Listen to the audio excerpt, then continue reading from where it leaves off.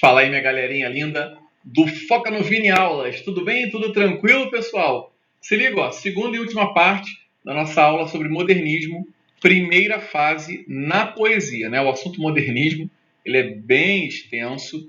Como é que eu fiz então, tá? No primeiro vídeo, ó, tudo isso aqui já foi falado, né? No primeiro vídeo, eu trouxe aí um pouquinho do contexto histórico, não é? Falei bem rapidamente da divisão das fases na poesia, isso eu vou falar mais à frente, na verdade. Trabalhei, obviamente, galera, as principais características do modernismo, né, na poesia de primeira fase. Fui colocando para vocês que foi a fase mais radical, né? Uma fase de maior ruptura com o passadismo, com o academicismo. Ok, coloquei algumas características, enfim. E falei um pouquinho do Mário. Que Mário? O de Andrade, né? Importantíssimo autor daquela época. Depois eu falo sobre a prosa do Mário de Andrade, tá? Esse slide aqui é só para poesia. E aí eu analisei com vocês esse icônico poema, né? Ode ao burguês, traduzindo na verdade ódio ao burguês, né? Ao porco capitalista, né? Burn, burguês, burn. Aqui eu faço uma comparação com os playboyzinhos de hoje em dia, não é? Comparo aquele burguês do Mário de Andrade. Agora sim, ó, isso aí foi um rápido resumo, tá? Agora sim, a proposta desta aula é falar sobre o Oswald de Andrade e sobre o Manuel Bandeira. Vamos lá.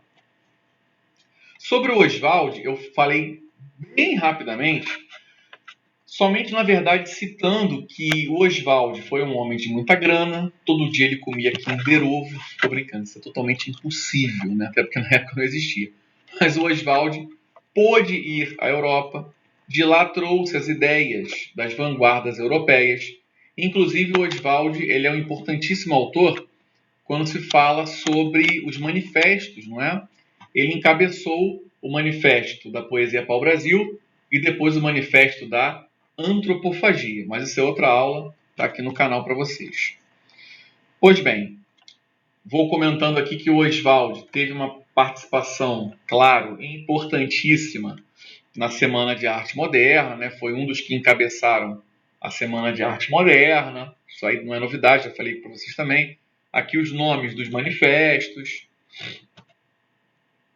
Coloca um pouquinho sobre a vida dele, né? ok, veja. Olha aí, sua obra é marcada por irreverência. É verdade, o Oswald, ele tem uns poemas que são muito divertidos, muito irreverentes, muito debochados, tá? E muito curtos também, isso que eu gosto muito na poética dele, é uma poética muito dinâmica. Coloquialismo quer dizer uma linguagem bem simples, né? Ele batalhava por uma linguagem mais simples na poesia. Nacionalismo crítico, né? Exercício de demolição e crítica. Perfeito. Um ótimo resumo do Oswald. Falo mais um pouquinho sobre ele e como a obra dele continua até os dias de hoje, influenciando, galera, por exemplo, essa questão da mistura de uma cultura estrangeira com a nossa cultura, tá? O Oswald, ele é muito cultuado por isso, eu diria.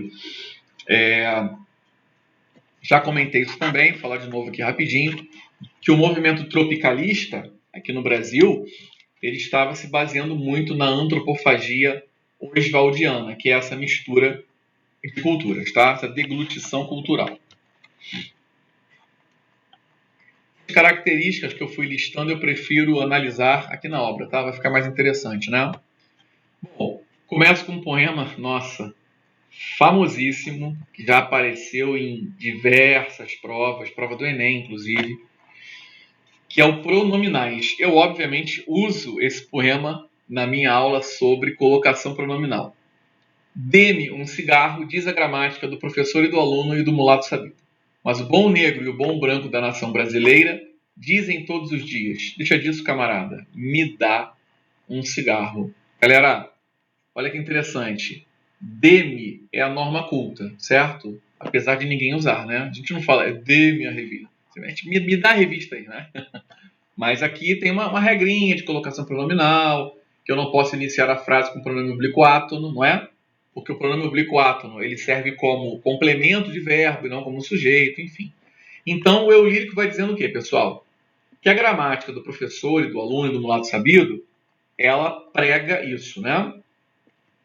Mas, no dia a dia, o típico brasileiro, entenda aí bom negro e bom branco como o típico brasileiro, como é que a gente fala? Me dá um cigarro. Ou seja, o eu lírico está colocando aqui pra gente que existe uma forma da norma culta, ok, mas que não é a que nós usamos no dia a dia. Tá? Então, uma luta, repito, por um coloquialismo, né? Uma linguagem mais simples. Esse poema é maravilhoso, eu sempre analiso na minha aula de quinhentismo. Você com certeza já viu essa minha análise. Vou falar rapidinho aqui então, tá? Ele coloca, lembram? Ele coloca a chegada, né, do português, e aí vai associando a uma chuva, né, que é uma coisa ruim. Esse texto, na verdade, é uma defesa da nossa cultura, né, da cultura do índio, que é a nossa cultura. É o primado de Pindorama versus o patriarcalismo europeu. Tudo isso eu já falei, tá? Não vou ficar me repetindo aqui. Esse poema também eu comento na minha aula, de quinhentismo, não é? As três raças que fundaram ou afundaram o Brasil, eu sempre falo brincando. E aí você tem aqui o Zé Pereira, que é o português, aí tem o negro, tem o índio, no final tudo é uma bagunça, né? Vira carnaval, aquela coisa toda. Esse poema eu não analisei ainda. As Quatro Gares, belíssimo poema. Gare é estação de trem, estação de metrô, tá? Então veja, aqui são as 4 estações da vida, da nossa vida. Infância. O camisolão, o jarro, o passarinho, o oceano, a visita na casa que a gente sentava no sofá. Perceba que lirismo, que coisa bonita, olha só. Um poeta romântico, ele certamente ia fazer poemas e poemas e poemas sobre a infância, certo? Ah, minha infância querida, que os anos não trazem mais, Casimiro de Abreu, poeta romântico, aquela coisa toda. Oswald nos traz um estilo muito mais telegráfico, um estilo muito mais conciso, resumido, sintético, fragmentado. O que ele faz aqui, né? Ele coloca elementos, ele vai soltando elementos, digamos assim, que remetem à infância. E soltos parecem que não fazem sentido, mas fazem, olha só. O camisolão, que era uma roupinha típica da criança na época. O jarro, o que jarro tem a ver com infância? Tudo, né?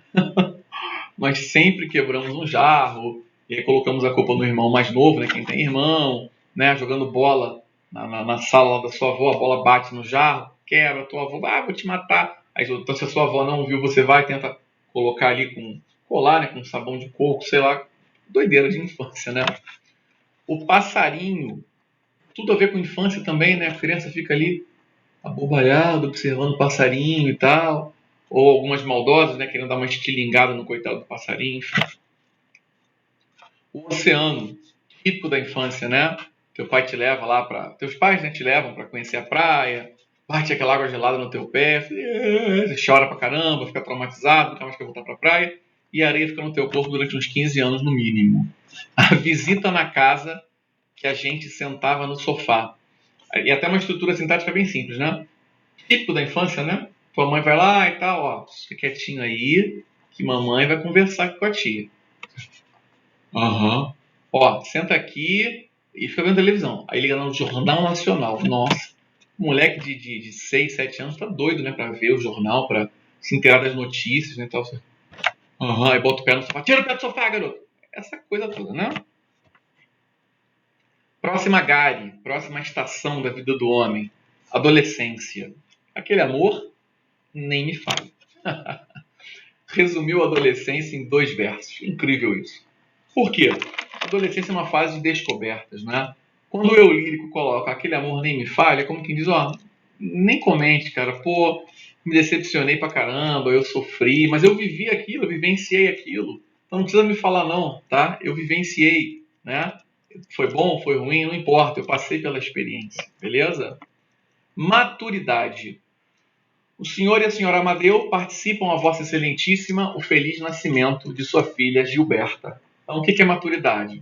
Casar-se, ter filhos, né? Claro, uma visão bem clássica aí, né? Óbvio que isso é muito discutível.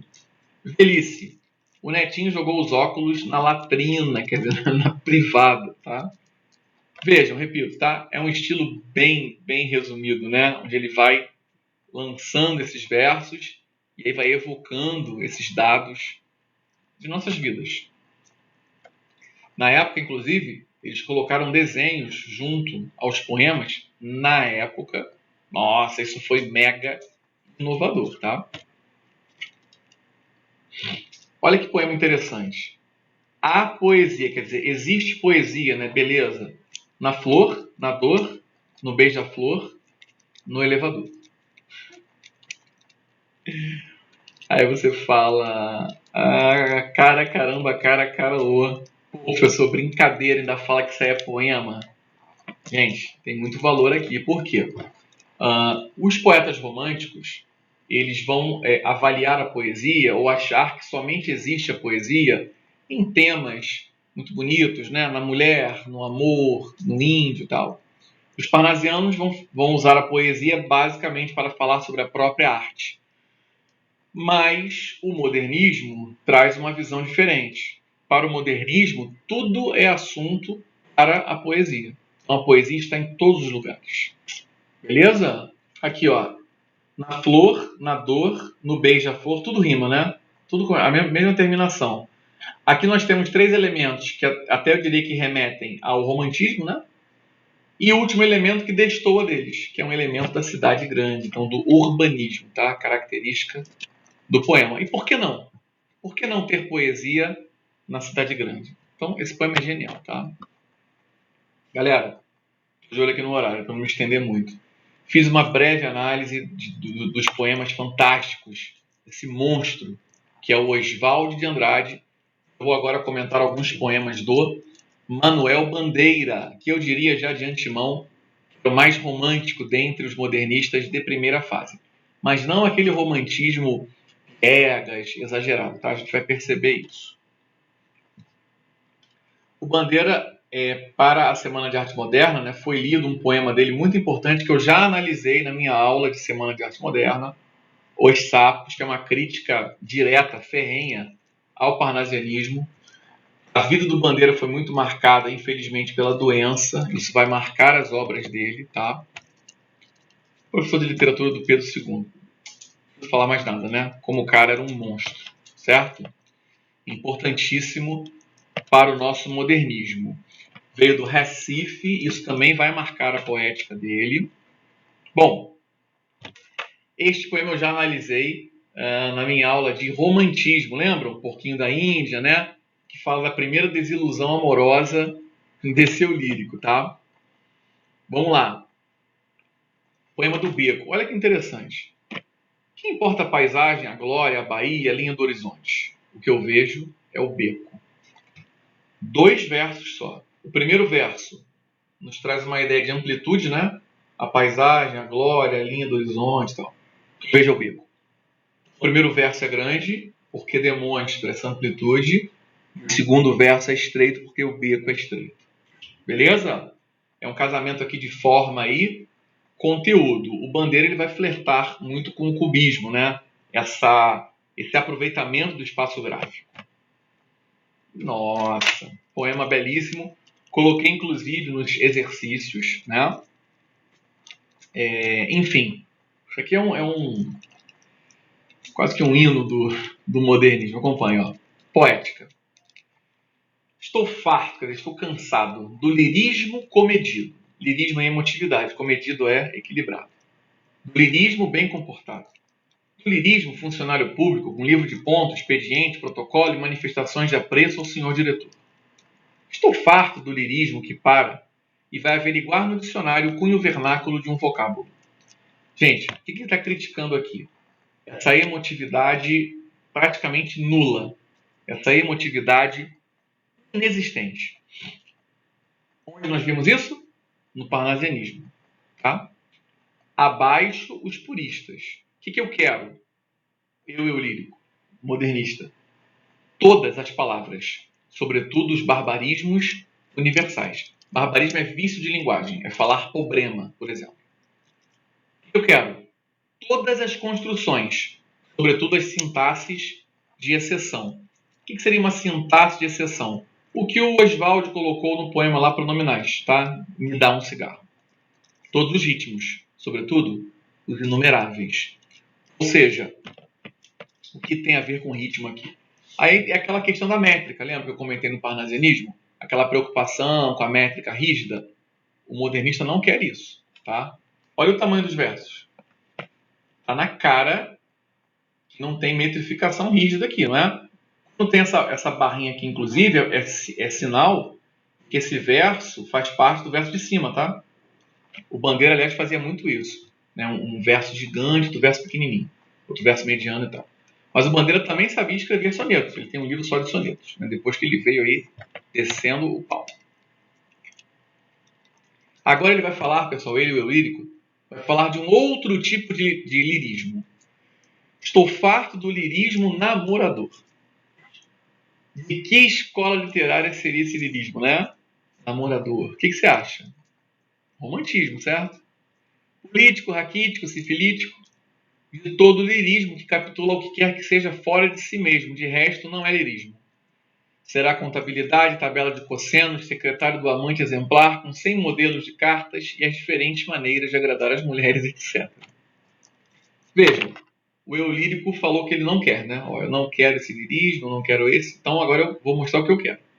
Quero antes o lirismo, né? A emotividade dos loucos, o lirismo dos bêbados, o lirismo difícil e pungente, né? Que faz sofrer dos bêbados. O lirismo dos clowns, dos palhaços de Shakespeare. Não quero mais saber do lirismo que não é libertação. Percebam,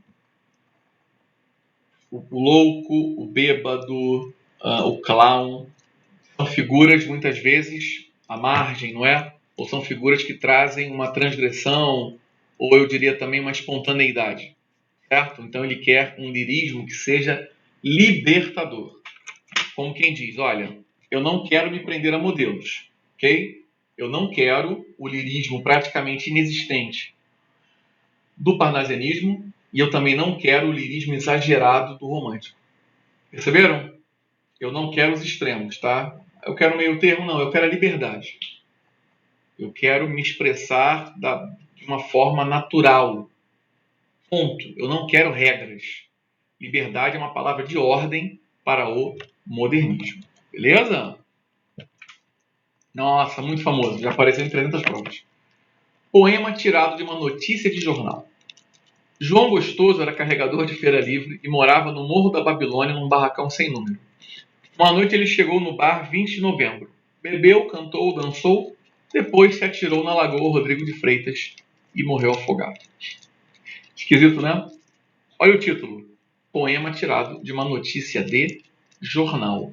Ou seja, as coisas simples da vida também merecem estar na poesia. Até mesmo, por que não, falar de um rapaz que era carregador de feira livre, que entrou no bar, bebeu e tal, depois já se atirou e morreu. Isso também, infelizmente, faz parte da vida, né? Faz parte do dia a dia, tá? Esse poema também seria bom para falar dessa preposição aqui, né? Quem chega, chega a. Quem está, está em. Né? Então tá errada a preposição aqui. Errada, sim, em relação à norma culta, mas o poeta, lembrando, tem a licença poética, né? Nossa! Poema lindíssimo, mas muito extenso, que fala da infância do Manuel Bandeira. O que nos importa aqui é que já apareceu na prova do Enem. Eu vou direto para lá, tá? Então aqui, ó, são as memórias dele e tal. Belíssimo, belíssimo. Ó, aqui eu digitei errado, desculpa. De repente, nos longes da noite, um sino. E isso daqui, ó, tá escrito assim, ó. De repente, aí nos longes da noite, mais pro meio, um sino, mais aqui pro final. Para remeter essa ideia, né, do som que tá indo embora. Perceberam? Brilhante, né? Brilhante. Ó, tudo isso daqui... Alexa, parar. Botei um timer de 20 minutos para eu me equilibrar aqui para ter uma noção. Alexa, depois eu coloco o timer aí. Vamos lá. Tudo isso daqui, gente, ó, tá lembrando, tá? Infância dele. Olha que genial isso aqui. Cheia, as cheias, barro, boi morto, árvores, destroços, redemoinho sumiu. Então ele fala de um rio que vai enchendo e vai arrastando tudo. Aqui deveriam ter vírgulas, né? Barro, vírgula, boi morto, vírgula, árvores, vírgula. Por que será que não? Por que será que não tem vírgula? O que você acha? Para dar essa ideia, né? De que o rio encheu e carregou tudo, percebe? E a vírgula é pausa, tá? Ó, casamento de forma e conteúdo, brilhante. Mas da infância dele foi o carro do ovo aí, brincando. Foi há muito tempo. Aqui o eu lírico pausa esse memorialismo. Até botei outra cor aqui, né? No poema original não tinha isso. Ele faz uma panfletagem modernista, ou seja, ele vai trabalhar ideias modernistas, olha só, que foi o trecho que caiu na prova do Enem. Repito. A vida não me chegava pelos jornais nem pelos livros. Vinha da boca do povo, na língua errada do povo, língua certa do povo. Que ele é que fala gostoso o português do Brasil. Ao passo que nós o que fazemos é macaquear a sintaxe lusíada. Vamos entender. O eu lírico está dizendo o seguinte, gente, ó, eu não conhecia a vida porque eu estava lendo sobre, não. A vida, ela vinha das pessoas, tá? Das pessoas que estavam à minha volta. Como ele fala aqui no poema, o cara que vendia amendoim, que era midubim, e era torrado, não sei o que lá, a preta das bananas, do chale vistoso. Então a vida, ela vinha por essas pessoas, povão. Tanto que ele se utiliza de um paradoxo aqui, né? Língua errada do povo, língua certa do povo. Como é que essa língua do povo pode ser errada e certa ao mesmo tempo? Resumindo, língua errada em relação à norma culta, mas uma língua certa porque é o modo como nós falamos, tá? Então veja, porque é esse povo que fala gostoso, né, o português natural do Brasil. Ao passo que nós quem? Professores, os intelectuais, nós imitamos o modo, a sintaxe, né, de Portugal, tá? Nossa, esse poema classicão, né, do Manuel Bandeira, Vou-me embora pra Pazárgada. Aqui nós temos um escapismo romântico, certo? O eu lírico não é feliz onde ele está, então ele imagina, né, ele visualiza um outro lugar. Vou-me embora pra Pazárgada, lá sou amigo do rei. Maravilhoso, né? Se aqui na nossa realidade você conhece o assessor de um vereador e de repente você já tem algumas regalias, imagine, amigo, você sendo amigo do rei, né? Lá tem uma mulher que eu quero na cama que escolherei. Vou-me embora para Pazárgada. Vou-me embora para Pazárgada. Aqui eu não sou feliz. Lá a existência é uma aventura de tal modo inconsequente que Joana, a louca de Espanha, rainha e falsa demente, vem a ser a contraparente da nora que nunca tive. E como farei ginástica, andarei de bicicleta, montarei em burro bravo, subirei no pau de sebo, tomarei banhos de mar. Perceba, aí fundindo, né, o autor a obra. Tudo que o Manuel Bandeira não podia fazer, por causa da doença. E quando estiver cansado... Ih, foi mal, de barriga. E quando estiver cansado... não tá certo.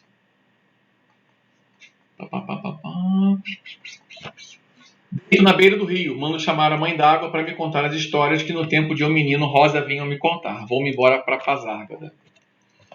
Em Pazárgada tem tudo, é outra civilização. Um processo seguro de impedir a concepção.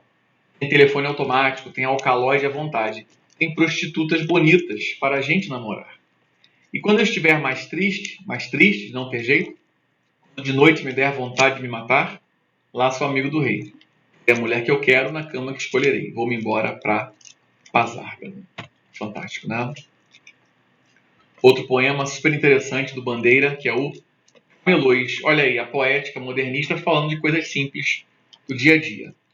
Abençoado seja o camelô dos brinquedos de Tostão, o que vende balõezinhos de cor, o macaquinho que trepa no coqueiro, o cachorrinho que bate com o rabo, os homenzinhos que jogam boxe, a perereca verde que de repente dá um pulo, que engraçado, e as canetinhas tinteiro que jamais escreverão coisa alguma. Aqui são brinquedos antigos, tá? A gente certamente nunca viu isso, né? Alegria das calçadas. Uns falam pelos cotovelos. O cavalheiro chega em casa e diz, meu filho, vai buscar um pedaço de banana para eu acender o charuto. Naturalmente o menino pensará, papai está maluco. Outros, coitados, tem a língua atada. Gente, até aqui, super normal, tá? Camelô, que vem de brinquedo, dia a dia.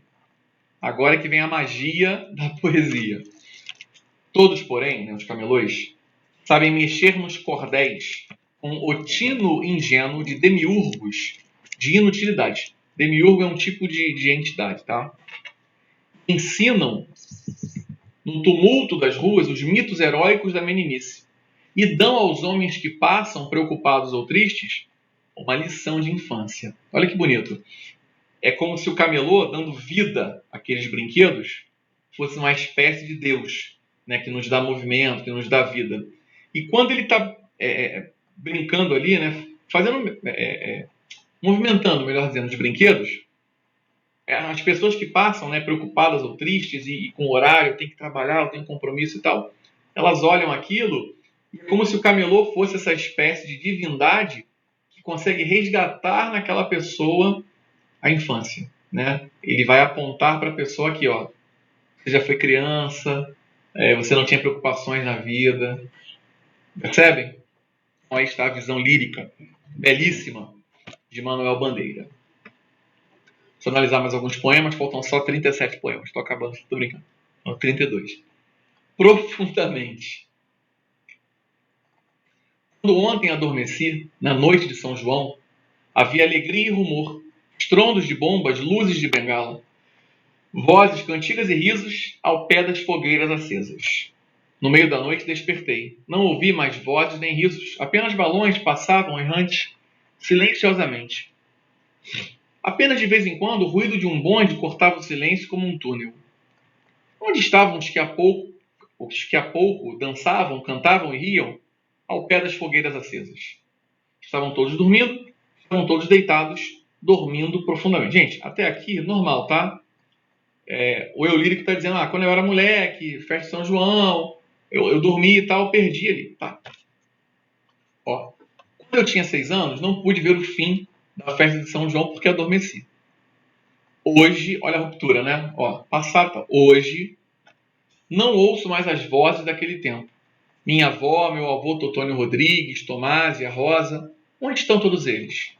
Estão todos dormindo, estão todos deitados, dormindo profundamente. O tempo passou e eles morreram. Certo? Pneumotórax, mais um poema muito famoso do Manuel Bandeira, eu não poderia dar a minha aula sem comentá-lo. Febre, hemoptise, dispneia e suores noturnos. A vida inteira que podia ter sido e que não foi. Esse verso aqui é fantástico. Ó, esse E é igual a mais, né? A diversidade. A vida inteira que podia ter sido, mas que não foi. Então, o Bandeira queria fazer muita coisa, mas a doença, né? Ele sempre desenganado pelos médicos. Tosse. É legal repetir essa palavra, né? Porque a tosse é essa repetição. Mandou chamar o médico. Diga 33. 33. Respire. O senhor tem uma escavação no pulmão esquerdo e o pulmão direito infiltrado. Então, doutor, não é possível tentar o pneumotórax, que é um procedimento, né? Não. A única coisa a fazer é tocar um tango argentino. A resposta do médico é tragicômica, né? É como se o médico dissesse, não, meu filho, infelizmente, não tem procedimento para você. O jeito é sofrer mesmo, né? Porque o tango remete ao sofrimento. Tá? Eu acho que é o último poema. Vamos lá. Irene no céu. Irene preta, Irene boa, Irene sempre de bom humor. Imagina Irene entrando no céu. Licença, meu branco. São Pedro Bonachão, né? Feliz, sorridente. Entra, Irene. Você não precisa pedir licença. Um poema aí, muitos discutem se é racista, se não é. Pesquise, tá? Pesquise. Eu, honestamente, não vejo aqui, até porque a Irene tem intimidade, né, com o santo. Entra aí, não precisa nem pedir licença, Irene. Você é gente boa. Enfim. Era o último mesmo, viu? Momento musical. Vamos ver que tipo de música se conecta, então, a esse modernismo de primeira fase. Eu separei aqui, ó, uma música dos tribalistas, que vai trabalhando toda essa questão de tríade, né, e tal, e são 3 autores na primeira fase, mas eu separei muito também em virtude disso aqui, ó, fé em Deus e fé na tábua. Isso é uma corruptela de um ditado, né, que é fé em Deus e pé na tábua, né, então confie em Deus e vá adiante. Mas aqui é pé em Deus, né? Quer dizer, eu não quero saber da religião, desse Deus católico que veio, né? Que foi uma imposição cultural, né? A ideia é mais ou menos essa. Fé na taba, aí tem a ver com índio, né? Quer dizer, fé na nossa cultura. Então, não para a cultura estrangeira e sim para a nossa cultura, tá? Estou resumindo aqui porque para ela não ficar muito extensa. Mas a letra é bem interessante desse projeto dos tribalistas, né? Show de bola, galera! Bom, resumir, tá? Muita coisa para falar. Os autores são riquíssimos. Separei poemas importantes, obviamente, muitos outros ficaram fora da análise. Não tem como, né? Mas espero que vocês tenham gostado, que tenham aprendido. Qualquer dúvida, claro, é só me chamar, beleza? Forte abraço, fiquem com Deus e até a próxima. FUI! Fui!